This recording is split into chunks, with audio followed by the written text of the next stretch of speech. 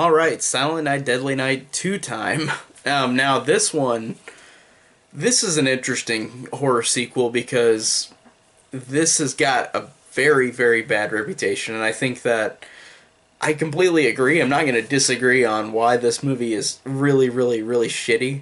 Um, but the thing I love about this movie is that it's bad. It's terrible. Like it does like half of the movie, or at least I think 40 minutes out of this hour and a half movie, I think are just footage from the first one. Like it literally tries half of the movie almost to be just footage from the first film, and I think that that's really hilarious that they went out and put this movie out with knowing that this has got just mostly just footage from the first film, and then the second half becomes its own thing.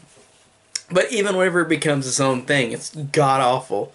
And I love how Eric Freeman, who plays Ricky in this film, the character from the last film, who's Billy's brother, whenever Billy got shot at the end of the last film, Ricky sees this and says, "Naughty," the line that Billy always said as Santa. And that made you think, oh, it's going to be in the sequel. This is going to be about Ricky. And it is. Ricky's in a mental institution, and he's talking to this guy about I honestly don't remember. He just was talking to this guy about his brother and what was going on with the killings, and it's really really funny because Eric Freeman, this actor who plays Ricky in this film, is extremely over the top. Every line read is the most over the top I've seen in a movie. Like it is outrageous, and it is so immensely watchable because of that, because of him being so over the top and so insane.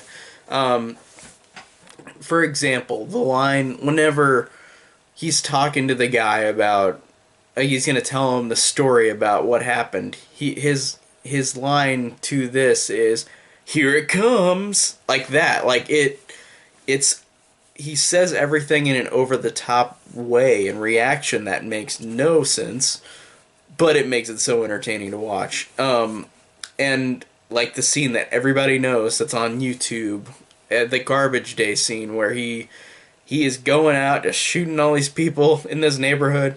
This guy's picking up his trash can, and then he goes, "Garbage day," and then he shoots the guy, and the guy falls over, and it's like the most over the top. Every line he says, and I love the movie for that because I can't defend it being good at all because half of it is another movie just lazily put in this, and then the other half is god awful, and but in a funny way. Another over the top moment I laughed so hard at. I think I laughed the most at this in the movie is where Ricky's girlfriend in this movie, who is also in Friday the 13th Part 7, A New Blood, I think a year later, because this came out in 87 and that came out in 88, but this, I don't know her name, but this woman who is his girlfriend in this movie, later in the movie he decides to kill her, and there's this thing where she's in front of the camera, he's choking her, she's got, like, she just has the over-the-top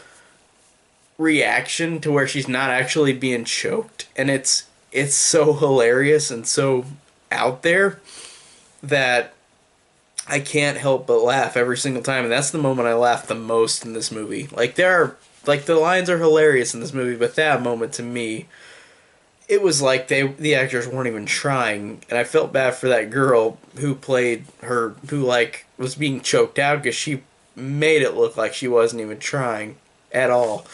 Um, but the movie is interesting because, like I said, it's half of it is the first movie, and the other half is him going around and just killing people doing in really dumb ways. Like there's one guy where he just literally runs over the car, backs it up, runs over and backs it up, and it's so silly.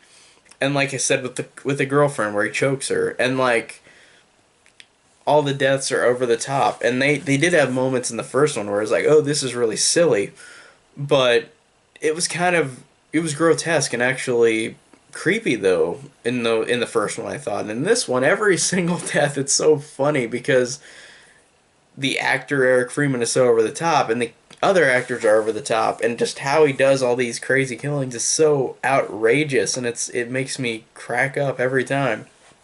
And then there's another thing that I forgot to say that's so weird in this movie, in that this is a sequel to Silent Night, Deadly Night. And whenever Ricky and the girlfriend, before he chokes her, or suffocates her, they're in a theater watching a movie, but the movie is Silent Night, Deadly Night.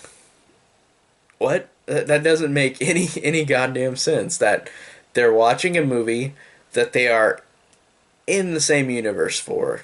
That what? That doesn't make any sense. But again, it made me crack up because it was so outrageous. And like, that's the point I'm gonna make for this one, is that it's just so outrageous that it's so entertaining and so abysmally bad, with the performances, with how it looks, with how it's half of it's the first movie, how everything is so over the top that you can never take it seriously at all. Honestly, in terms of entertainment, I bet I'd say that this is my second favorite overall. There's not much competition though with these movies, but I'd say this is my second favorite overall, because even though it is god awful, it is so funny and so entertaining, and the performances are outrageously awesome. And the movie's just awesome because it's so fucking nuts. But yeah, pretty much that's all I could say about this one, because like I said, half of it is the first movie, so there's not much else I could say about the whole movie as a whole, because half of it's not a new thing.